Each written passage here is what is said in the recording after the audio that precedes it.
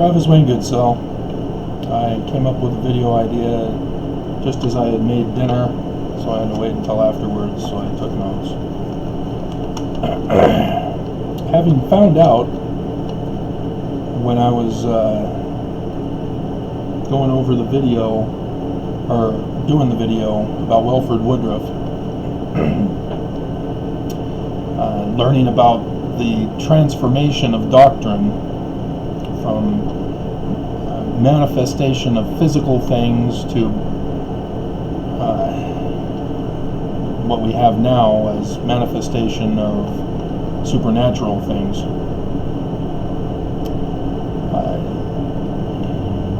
We are now witnessing the consequences of this. For example, the Mormon mothers who became anti-vaxxers got fooled into not vaccinating their brand new babies. And one of those vaccinations is for measles, to prevent us from getting measles. So what were the consequences of trusting the anti-vaccine movement by those mothers? Kids got measles. There are consequences to what we believe, what we think, what we feel. And we cannot get angry when people warn us of the consequences. We can't get angry of the consequences. Consequences are not caused by other people necessarily. When people do so, oftentimes that's persecution. For example, if you want to hold a religious fast and somebody kidnaps you and forces you to eat, that's not on you as a consequence. That's on the other people and their consequences, which would be you have every right now to take them to court, sue them for criminal abuse.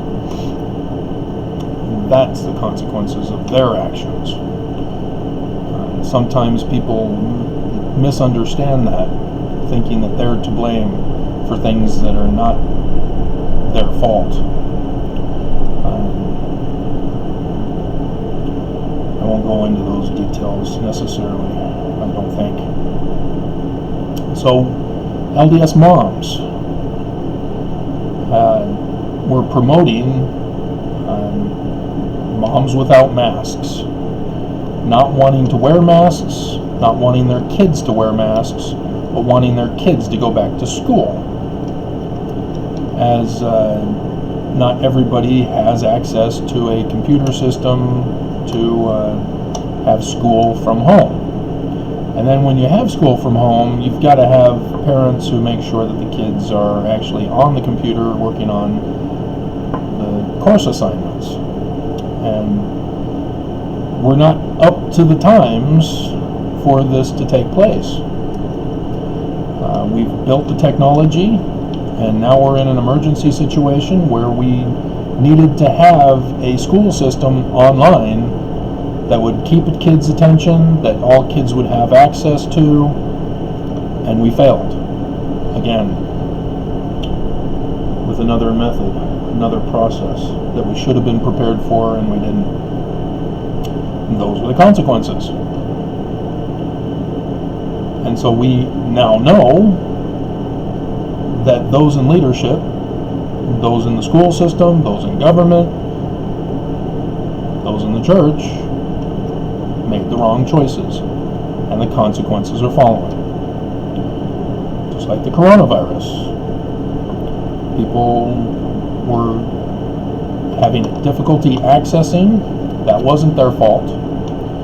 The PPEs and the testing and all that was not their fault. That was somebody else's fault. But to not order the immediate go home, stay home until this passes over, that is on our local leaders. That is on Nelson, because the medical doctors were all saying it. They need to have everybody go home. Only necessary employees should stay on the job. But everybody thinks that their job was necessary. Oh, I flip burgers at McDonald's. My job is necessary.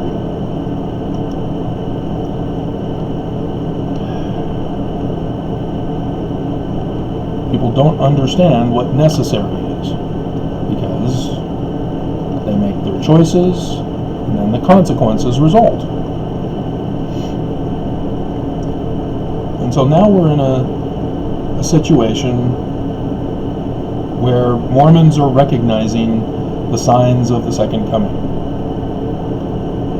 but the prophets are remaining silent. But Mormons recognize the signs of the second coming. And fortunately, Kimball came up with a conference talk where he said there will be no general announcement of the second coming and the signs and blah blah blah.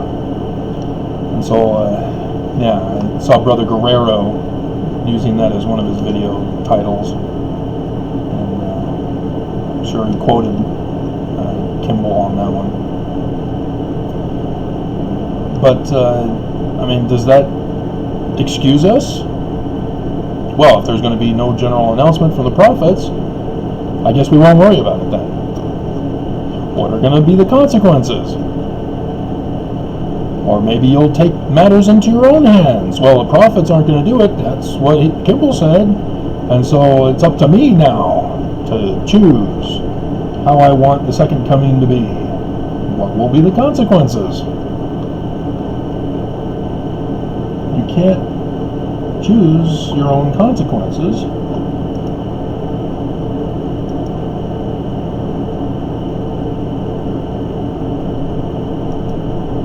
Not a choose your own adventure book, if you remember those. And you can't choose the consequences from the actions you want to do. There are consequences. And so with these feelings that Mormons now believe is the Spirit, well, I feel that the Spirit has told me this, and therefore I now know. What are going to be the consequences? In regards to the second coming, can you just have whatever feelings you want and that will be the truth for the second coming? Maybe you're very basic and you only have positive or negative feelings rather than a voice of feelings, because you don't want to admit that you have voices in your head, because psychiatrists will lock you up and drug you. That means you've got a mental illness. You're mad, like a Benedict. And so, how well did it go for Velo and Daybell? They had their own feelings about how the Mormon second coming was supposed to be. If you don't know about them,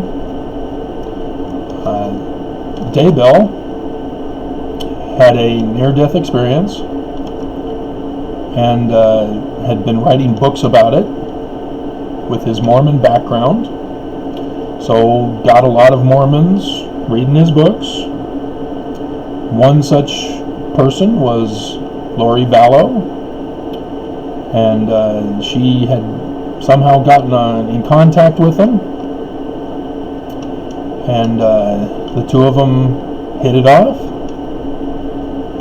They were having an affair, and then they wanted to do crisscross.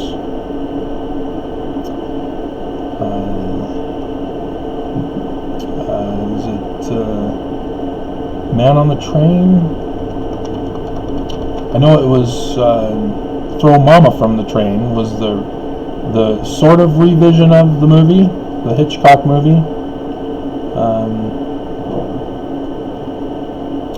Hold on a second. Let me waste some time here. Hitch. Cock. Criss. Cross. Strangers on a train. Yeah. And then throw mama from a train.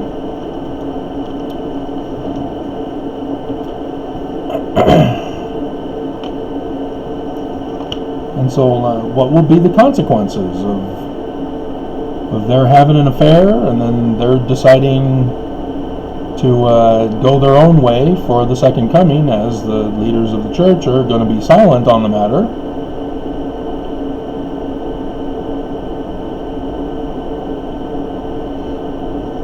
Well, they decided that God was telling them that Valo was a goddess and that she was supposed to prepare the way for Jesus Christ coming, and that anybody who got in her way, such as her husband, was going to be murdered. So her husband was murdered. His wife was murdered. After they bought stuff on Amazon for their wedding, with the wife being unaware. I never did find out more about what happened, because she apparently died after the kids died. Because yes,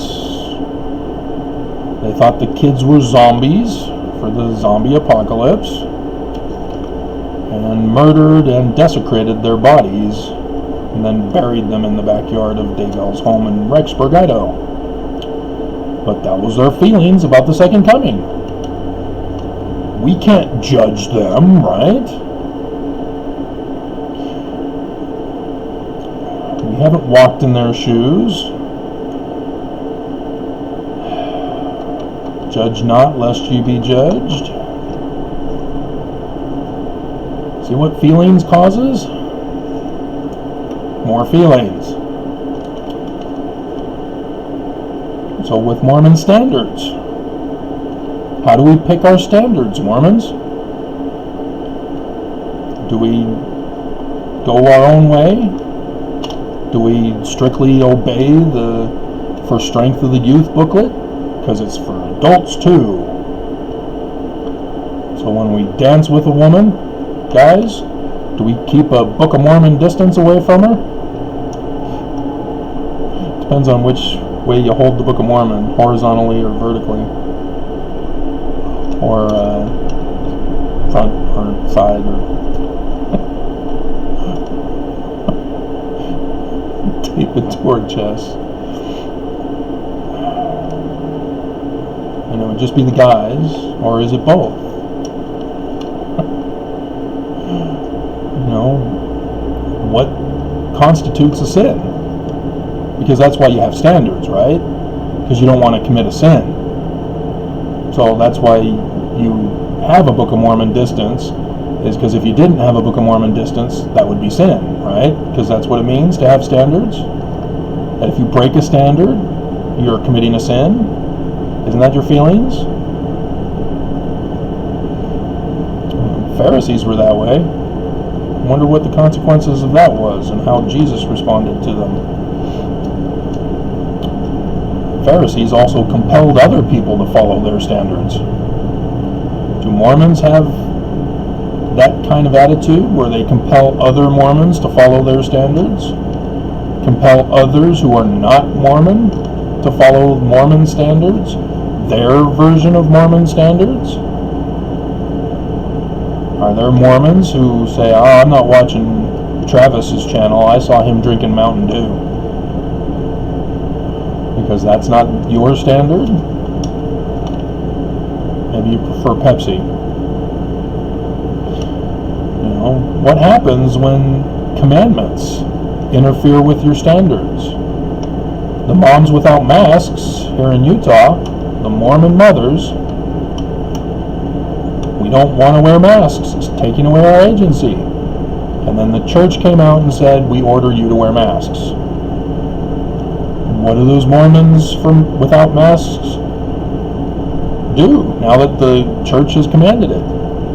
Do they just say, well, that's just their guidance, I follow the Spirit? I can continue to demand that we force our standards on others. Oh, yeah.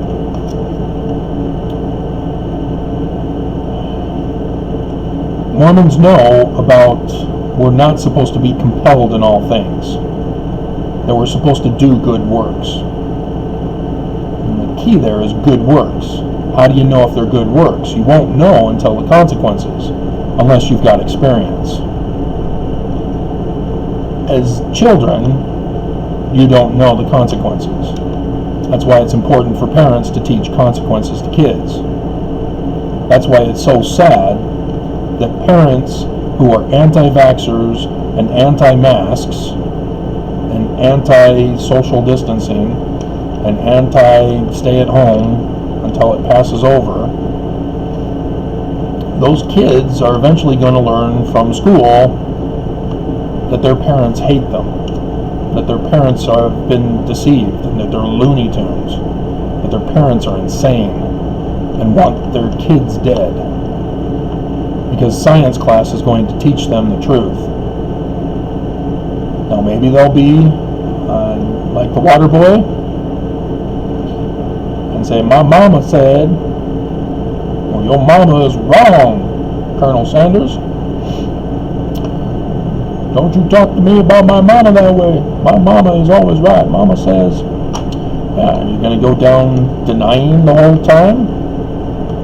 Telling your kids that science is lying to you? Science is lying to them? Are you going to pull your kid out of school because of science? Teach your kids yourself? And yet you're going to have to follow the state guidelines for education if you're going to teach the kids yourself. Are you going to defy the state? What are the consequences going to be? There is a thing called child neglect.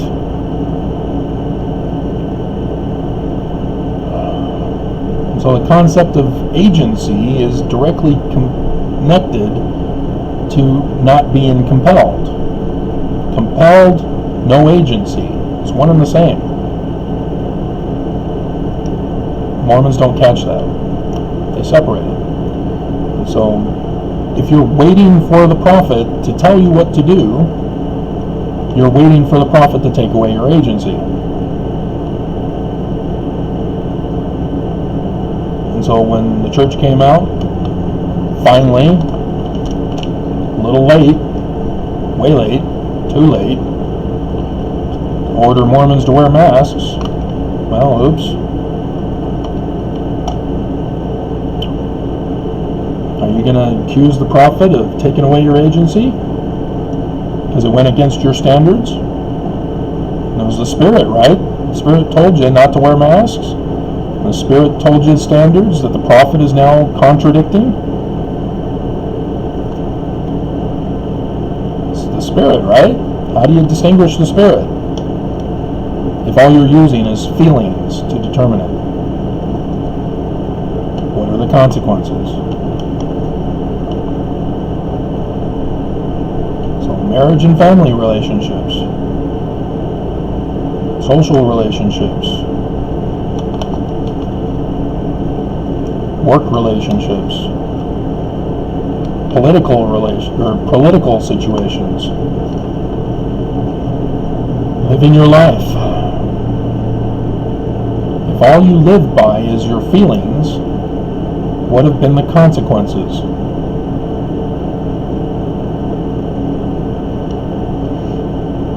If you think it's okay to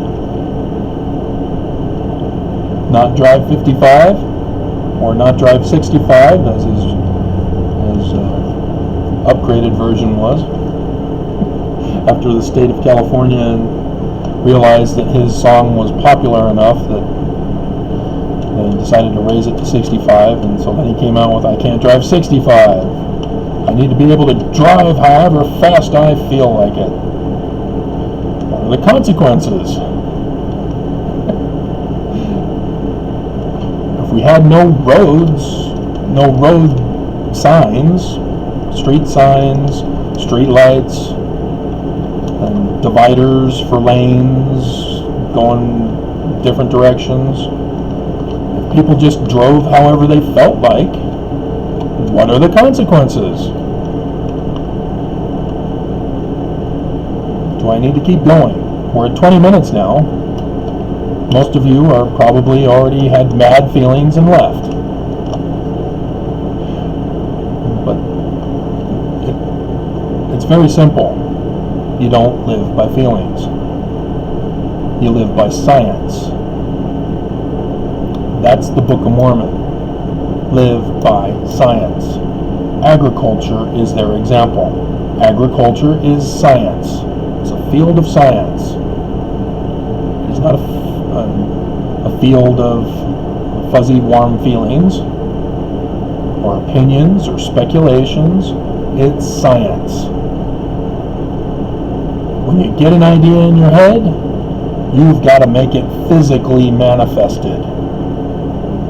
Because without the physical manifestation, you can easily be deceived and have bad, negative consequences that will harm you, harm others. And that takes away agency of yourself and potentially of others. And agency is involving life, liberty, and property. Those three categories. If anything you do results in taking away yours or others' life, liberty, or property, like I said in the first example, not if somebody else decides to act to attack you or abuse you or harm you. That's on them for their actions. But you, for your actions, what you do, does it take away another person's life if you choose not to wear a mask if you've got the coronavirus? Oops. Yeah. You are responsible for taking away the agency of others because you thought your feelings from the Spirit told you that it was taking away your agency to wear a mask to protect other people. The doctrine of the Mormon faith is not a complicated one, but it has been twisted so that Mormons no longer follow Mormonism. And that we constantly are told, just nobody makes the connection anymore because everybody's changed the definitions, changed the doctrine and the interpretation thereof.